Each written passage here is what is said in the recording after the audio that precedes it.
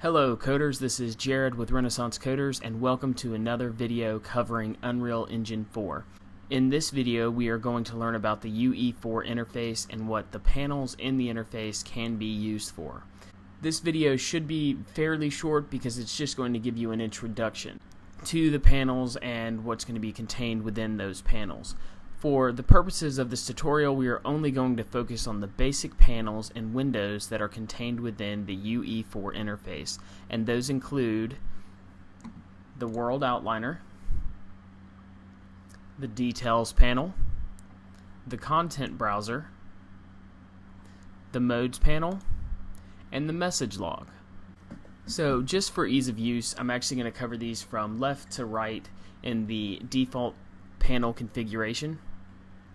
So from the left, the first panel what we have here is actually the Modes panel. Now the Modes panel is pretty useful. It allows you to add in a lot of the basic engine specific assets into your level. So as you can see here, I've just got a lot of different basic geometry elements, an empty character, empty pawn, some point light, or a point light, an empty actor, just some really basic things that I could drag and drop into my viewport, and then they will show up in my level. The Modes panel is broken down into several tabs. So we actually have 5 different tabs up top and then several tabs along the left hand side. Each of these tabs on the top is a little bit different, so not all of them will have this tabbed interface on the left hand side. The tabs up top actually indicate the mode that we are currently in. So if you hover over it, you can see the mode, and the first tab is going to be the Place mode. The second one will be the Paint mode. Third is Landscape. Fourth is Foliage, and the fifth is Geometry Editing. For this tutorial, we're actually going to stay with the Place mode, but I'll go ahead and click on these so you can actually see what they look like. And they should look exactly the same in your panel as well. Now these left-hand tabs over here are really sort of more of like a filter, so they basically help to structure the content that is shown right here. So as you can see, Basic contains these elements. If I go to Lights, then it's just going to have the different lights that I can drop in. Cinematic, so it's going to have some camera rigs and the cinematic camera actor. Visual effects is going to have some atmospheric fog, some post-processing volumes, planar reflections. Geometry is going to be just those basic geometric shapes. So you've got box, cylinder, some stairs, a sphere. The volumes is going to have audio volumes. This is probably the biggest filter, so it's got a lot of different volumes in here, and I can actually resize this guy so that you can see the full detail here. So these tabs on the left really help you to find stuff pretty quickly. You can also search up top, so if you just click in here and do like point, then it's going to show you classes that contain point, and we have 2 here. We have point light and target point. So let's just drag a point light in, and when you drag it in, you can see that it's showing up. Actually looks like it has a halo on it. Oh no, that's just the surface. That must be a really reflective surface. And if we drag it over, you can see that now the point light is showing up. So we can also drag this target point in, and it has a little GUI element that sort of shows you where it is in the scene. And that's really what this Modes panel, this Placing Modes panel, is used for. You can just very easily find something, drag it in, and drop it into your scene very quickly. So that's going to pretty much cover the Modes panel. Again, this is just a really quick introduction to the panels and what you can do with those. The next panel to the right of the Modes panel is actually called the Viewport, and this is the panel you use to see your scene. So as you can see, you can move around inside of this. You can see all of the different elements making up your scene. So we dropped in a target point. You can delete things just by pressing the delete key. So I'm just going to delete the 2 things we added in. And this is just basically it's like, with Unity, it's how you see your level. In the next video within this playlist, we're actually going to cover the navigation methods you have to get around in the viewport more easily. So be sure to check that one out. The other thing, the other important note that I sort of already covered is you can just drag and drop things into the viewport. So if I just drag, and you can drag from either the modes panel, or you can drag from down here. So if I just drag this shaped torus in here, then I'm sort of dropping that in there, and just moving it around. I guess I could hide it or bring it up and see if I can actually just place it on this table here. Oh, I guess it's actually a little above the table.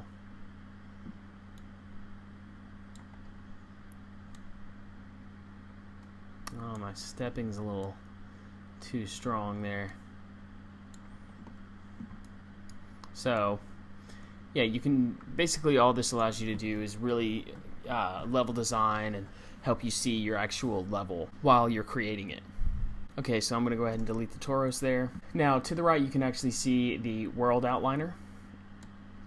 And this panel just contains everything that is in your scene.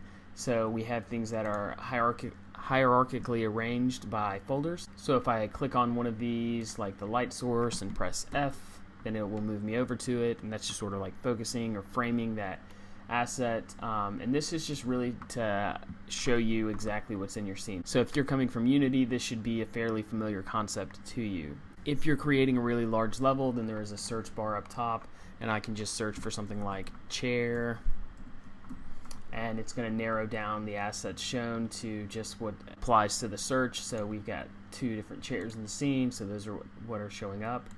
You can X out of that. And the next panel we're going to take a look at is actually the details panel. And this correlates really strongly with the world outliner, because when you click on an object, then you see the details of that object beneath the world outliner in the standard panel configuration.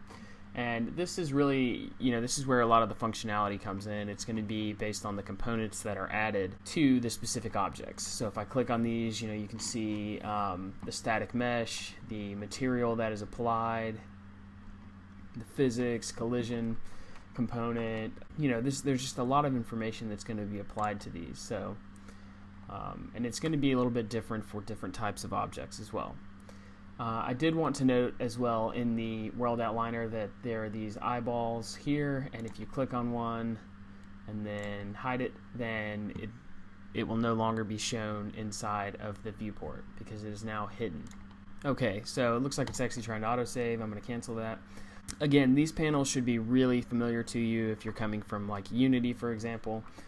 They've kind of got a very similar setup, especially with these, the transform and the meshes and the materials and everything like that. The one big difference is that the add component button in Unity is typically at the bottom. They've got it up here in Unreal.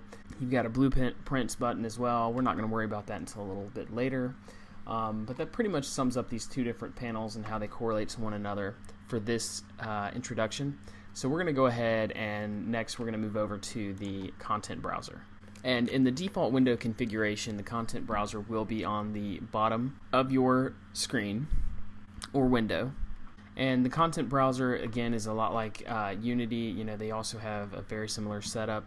You can go to just the base directory, and that's going to show the folder. I have the starter content pulled in, so you can see it here. If I double click, then it shows the next set of folders, and then if I double click again, it should show the files within that folder.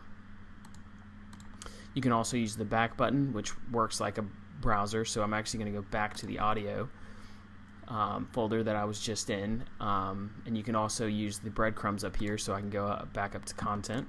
You can actually search through the folder, so if I click for like chair, for example, then it's going to pull up the material, the static mesh, the texture, and normal map for the chair. Now you can also apply a filter here, and this will allow you to, like, let's say we're just looking for the material, then we can find it here very easily. There are a lot of things you can do in the content browser. So let's say you wanted to create a new folder, then you can just right click, create a new folder, and then name it. Okay, and step inside of it. Okay, another thing that you can do within the content browser, let me actually go to a folder that has a lot of stuff.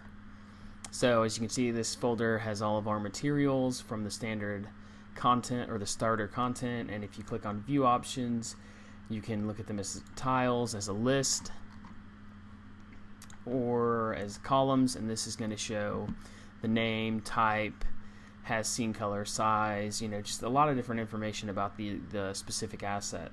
I like tiles personally, and you can also play with the scale, so you can make them really small. I definitely don't like them that small. I like them a little bigger, like that. You will notice that when you hover over something, it shows the path, the basic shading model. It's showing that because we're looking at a material. So if we go to a mesh, for example, then it will show us different information. So this is actually showing us the size, the triangles, and vertices for this shape pipe 180. The other thing you can do is show plugin content. We actually don't have plugin content within the starter content, but if you look over to the left here, then you see a whole bunch of stuff. My advice is to be very careful when messing with this stuff, because you could very easily mess something up. So I'm actually going to go ahead and hide the plugin content.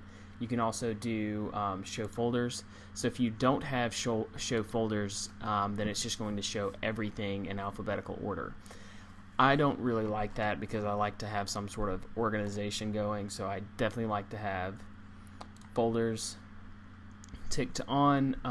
The other thing is thumbnail edit mode, and this is actually pretty cool, and they're actually giving you a little note here saying what it's going to do. And if I go into starter content, I guess I should. Here, let's do it this way. So you go into starter content, and let's go to props, and then enter thumbnail edit mode. You can click and move around inside of the thumbnail, which is really cool. And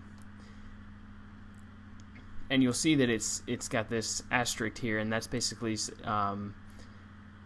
what it's doing is it's keeping track of what you're doing. And then if you save it, so let's say I just zoom out a little bit and then do save all, it's actually going to save my level because I added and deleted stuff, and it's going to save this new thumbnail down here.